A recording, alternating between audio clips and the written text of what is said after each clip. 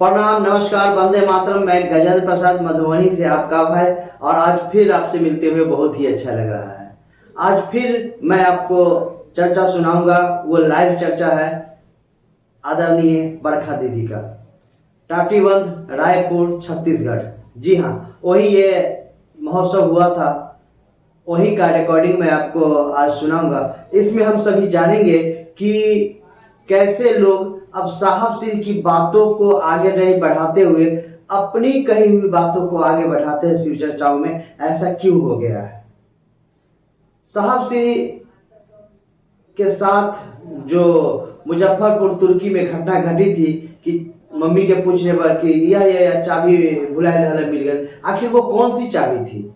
इन्हीं सब विषय पर विशद बातें होंगी अभी और इसी वीडियो में, तो आप हमारे साथ बने रहिए। आइए चलते हैं दीदी बरखानंद से, हम सभी अपने गुरु शिव की बातें सुनते हैं। अब कल से जो हम लोग बात कर रहे हैं उसमें एक बात देखने को मिल रही है कि तीनों सूत्र सब कोई कर रहे हैं, बोल तो रहे हैं कि हम तीनों सूत्र कर जी रहे हैं। जी जी। इन तीनों सूत्रों के बारे में सही तरीके से लेकिन जानते भी नहीं हैं कि ये आया कैसे। एक के बारे में तो हम लोग अभी बात किए, नमः शिवाय के बारे में, कि जो हड़बड़ा के वो उठे तो चाबी उनके हाथ से छूट गई। कभी किसी ने ये पूछा है कि ये कौन सी चाबी थी जो उनके हाथ में थी जो छूट गई? वो अपने घर में कोई बच्चा, ऐसा होता है आप अपने घर में बैठते हैं तो आपके हाथ में चाबी रहती है। अगर घर खुला हुआ है तो आप कोई चाबी लेके बैठते हैं, लेकिन आप में से किसी के मन में ये बात क्यों नहीं हुई कि ये साहब चाबी लेकर क्यों बैठे थे? कोई पूछा? नहीं, क्योंकि हमको नहीं जानना है, हम नहीं जानना चाहते। जब साहब महादेव महादेव करने लगे 1974 में, उन्होंने शिव को गुरु माना, तो महादेव में इतना आकर्षण है कि वो आपके जीवन जगत के आकर्षण को कम कर देते हैं। अभी एक गुरु भाई हम लोग के साथ जो आए हैं, मुन्ना जी, वो बात कर रहे थे आपसे, तो उन्होंने एक शब्द का प्रयोग किया कि गुरु मतलब भारी। ये गुरुत्वाकर्षण से बना है। गुरुत्वाकर्षण मतलब धरती में है जो आपको खींचता है, इसीलिए हम चल पाते हैं। और कोई अंतरिक्ष में चला जाए तो वो चल नहीं पाएगा, क्योंकि वहाँ गुरुत्वाकर्षण बल नहीं है। गुरु शब्द से बना है। गुरु मतलब साहब ने ये व्याख्या की कि गुरु का एक अर्थ ये भी होता है कि भारी। आपके मन पे क्या भारी है? अमूमन भारत का अध्यात्म ये कहता है कि गुरु का अर्थ होता है जो अंधेरे से रोशनी की ओर ले जाता है।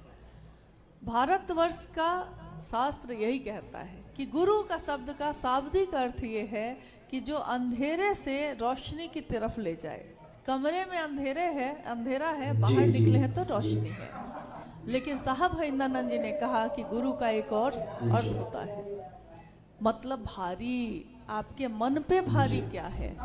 तो सोचिए, उस दिन उस आकाशवाणी के समय साहब के मन पे क्या भारी था? ये जगत की चीजें भारी थी या शिव भारी था? क्या भारी था? उन्होंने क्या उत्तर दिया था? मैं शिव का शिष्य हूं, मैं शिव से बनाता हूं। यानी शिव का शिष्य होने का परिचय उनके मन पे सबसे ज्यादा भारी था। मैं यहाँ का ये हूँ, मैं यहाँ का वो हूँ। ये मेरे मन पे अगर भारी हो जाएगा तो मेरे मुख से हमेशा यही निकलेगा कि मैं क्या हूँ। लेकिन उस दिन साहब के मुख से ये निकला कि मैं शिव शिष्य हूँ, शिव शिष्य बनाता हूँ। यानी मन पे कौन भारी था? गुरु भारी थे। नमः शिवाय जब सांस पे आया तो हाथों से जो चाबी छूट के गिर गई, कौन सी चाबी थी वो? ये घटना है मुजफ्फरपुर जिले के तुर्की नामक स्थान की। टीचर ट्रेनिंग कॉलेज है, उस कॉलेज के प्रिंसिपल थे साहब के पिताजी। और साहब उस समय कानून की पढ़ाई कर रहे थे और घर गए हुए थे, यानी तुर्की गए हुए थे। अहाता में बैठे थे, सब कुछ शांत था। 1 वर्ष पूर्व उन्होंने शिव को अपना गुरु माना था, 1974 में।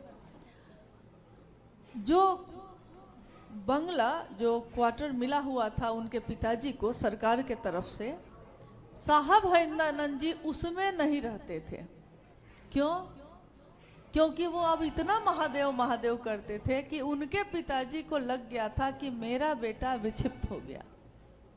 हमारा बच्चा भी अगर कोई इतना करने लगे तो हमको लगता है दुनिया की नज़र में वो पागल हो जाता है जो ईश्वर की तरफ चलता है, और जो ईश्वर की तरफ चलता है उसकी नज़र में दुनिया पागल हो जाती है। क्योंकि वो देखता है कि बताओ ये 70-80 साल के जीवन के लिए पागल हुआ जा रहा है, और हजारों साल की यात्रा है इस जीवात्मा की, उसके लिए तो कुछ सोच ही नहीं रहा। तो एक के नज़र में वो व्यक्ति पागल हो जाता है और उसके नज़र में ये दुनिया पागल हो जाती है।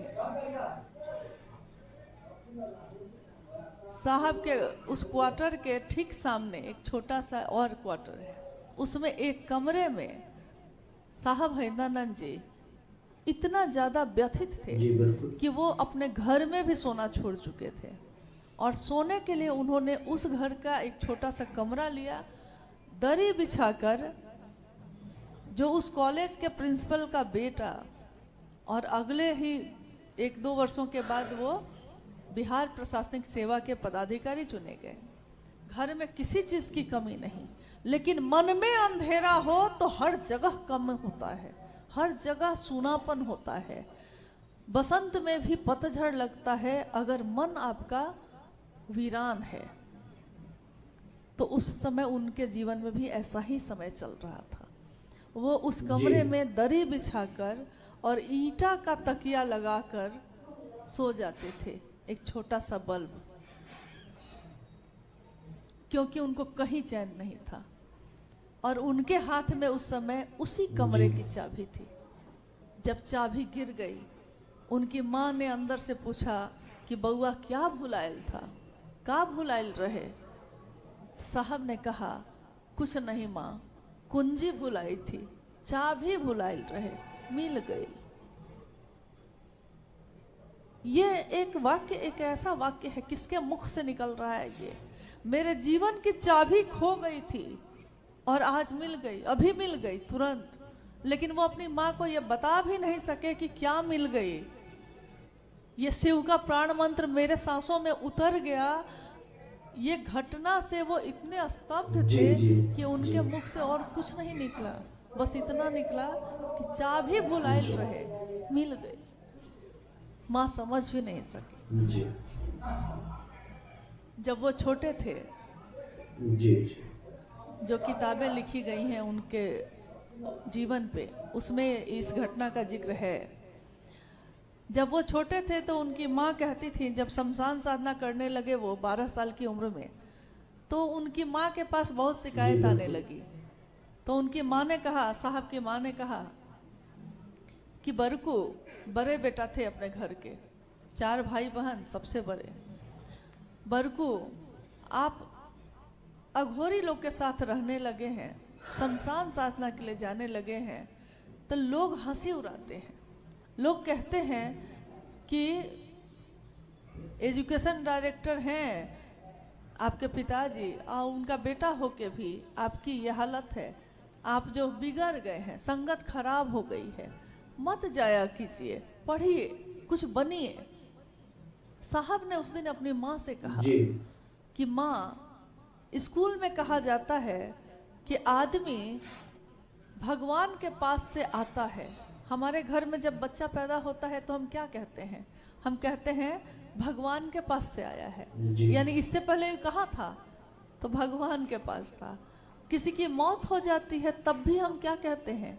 हम कहते हैं भगवान के पास चला गया। तो साहब ने कहा कि लोग कहते हैं, मेरे मास्टर साहब कहते हैं कि इंसान भगवान के पास से आता है और भगवान के पास चला जाता है। मैं ये सोचता हूँ कि वो भगवान इंसान के पास क्यों नहीं आता? ये बात हमने क्यों नहीं सोची? आपने क्यों नहीं सोची? दुनिया के किसी और आदमी ने क्यों नहीं सोची कि इंसान तो भगवान के पास से आता है, भगवान के पास चला जाता है, लेकिन वो भगवान क्या इतना बड़ा है कि इंसान को तो भेज देता है, वो इंसान के पास क्यों नहीं आता? और उन्होंने कहा कि मैं लाऊंगा। जी जी ये साहब हरिंदरानंद जी का ये वाक्य उस समय है जब वो 12 साल के हैं, अपनी माँ को कह रहे हैं, मैं लाऊंगा भगवान को इंसान के पास। भगवान जो मंदिरों में पूजित हैं, जी बिल्कुल। हमारे घर के पूजा घर में पूजित हैं, वो भगवान आज मेरे गुरु हैं, मेरा। क्योंकि भगवान जब हम कहते हैं तो हमको लगता है कि भगवान मतलब सबका, और जो सबका होता है उसका कोई नहीं होता। जो सबका है ना उसका कोई नहीं होता, क्योंकि वो एक दिन अकेला हो जाता है। सब यही सोचता है कि वो भी तो उसका आदमी है, वो भी तो उसका आदमी है, वो भी तो उसका आदमी है, तो हम क्यों जाएं करने। और नतीजा होता है कि वो सार्वजनिक सत्ता जो सबकी है वो जी। किसी एक की नहीं हो पाती। जब किसी एक की नहीं होती तो कोई उसकी परवाह नहीं करता। यही छत्तीसगढ़ में सरकार के तरफ से कितनी योजना चलती होगी, सड़क बनती है, बिल्डिंग बनती है, पानी जी। की व्यवस्था की जाती है। कितने जगह पे आपने देखा होगा कि पानी जो आज इतना दुर्लभ है, नल टूट जाता है, पाइप में छेद हो जाता है, हजारों लीटर पानी जो है सड़क पे बह के बर्बाद हो जाता है। हम में से इस हॉल में उपस्थित कोई एक व्यक्ति भी रुक के उसको ठीक करता है? हमारी आंखों के सामने वो बर्बाद हो रहा है, लेकिन हम कोई नहीं रुकते, इसलिए क्योंकि हम कहते हैं कि ये सरकार का काम है। सरकार मतलब सार्वजनिक, सबके लिए। लेकिन मेरे घर का नल अगर टूट जाए तो हम उसी जी, जी। समय आधी रात में भी प्लम्बर को बुला के ठीक करते हैं, क्योंकि हम कहते हैं कि बर्बाद हो रहा है, पानी गिर रहा है। वही पानी वहां भी गिर रहा है, लेकिन वो सबका है तो उसकी परवाह हम नहीं करते। जी। मेरा है तो परवाह करते हैं। साहब ने कहा शिव सार्वजनिक हैं, सबके हैं, लेकिन तुम्हारे नहीं हैं तो किस काम के। वो महादेव अगर मेरा नहीं है तो किस काम का। अब आप कहिएगा कि हमारे पास है ही क्या जो हम महादेव का काम करेंगे। क्योंकि आप छत्तीसगढ़ राज्य में शिव की चर्चा कर रहे हैं, लेकिन आप में से कोई ना कोई बिहार से जुड़ा होगा, उत्तर प्रदेश से जुड़ा होगा, झारखंड से जुड़ा होगा, नहीं भी जुड़ा होगा तो आपको बताते हैं। जिस दिन साहब और दीदी ने बिहार में शुरू किया था शिव की बात कहना दूसरों से, उनका साथ किन लोगों ने दिया था? जिनके पास कोई बल नहीं था, निर्बल सामर्थ्य के लोगों ने, वैसे लोगों ने शिव की बात फैलाने में, लोगों तक संदेश पहुंचाने का काम किया, जिनके अपने घर टूटे हुए थे।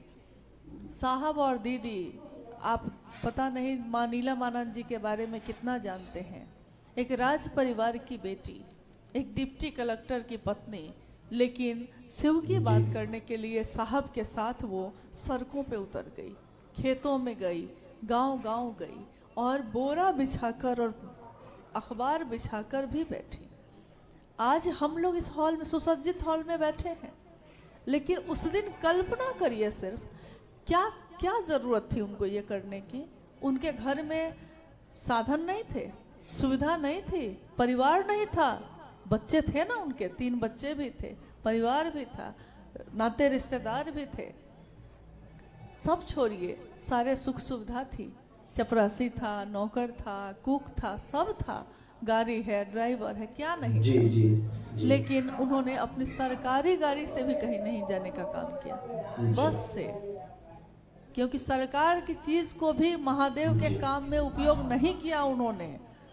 बस से, ट्रेन से, साधारण कूपे में सफर कर करके जगह जगह जाकर, अगर उन्होंने उस समय महादेव की बात नहीं की होती तो आज हमारे आपके बीच भी महादेव की बात यहाँ पे नहीं हो रही होती। और जीवन तो सब जीते हैं, हम क्यों करें महादेव का काम। आप ये कह सकते हैं मेरे घर में तो सब है, सुख है, शांति है, पति कमाते हैं, पत्नी कहेगी कि हम भी घर अच्छा सुख से रहते हैं, हमको क्या ज़रूरत है महादेव के लिए जगह जगह जाने की। और लोग तो करते ही हैं, लेकिन ये भी सोचिए कि उनको क्या ज़रूरत थी। तो अभी हम लोगों ने रायपुर छत्तीसगढ़ में आयोजित शिव गुरु चर्चा का अंश सुना आदरणीय बरखा दीदी के श्रीमुख से। तो यहाँ जो कुछ भी सुने हैं ये भाई बहन को भी सुनना चाहिए, इसलिए आप इस वीडियो को शेयर कीजिए, लोगों को बताइए कि दीदी बरखानंद क्या बताई है। और दीदी जो भी बोलती है साहब श्री की बात बोलती है और साहब श्री की शब्दों में बोलती है, इसलिए हम सभी को बहुत ही प्रिय लगता है, बहुत ही अच्छा लगता है, प्रेरक लगता है। और इस प्रेरणा को लेकर हम सभी अपने गुरु शिव के काम में इस वाणी का सहयोग करेंगे और हम सभी जो जाने हैं वो जन जन को बताएंगे। तो मिलते हैं किसी अन्य वीडियो में, तब तक आप सभी को प्रणाम, नमस्कार, वंदे मातरम।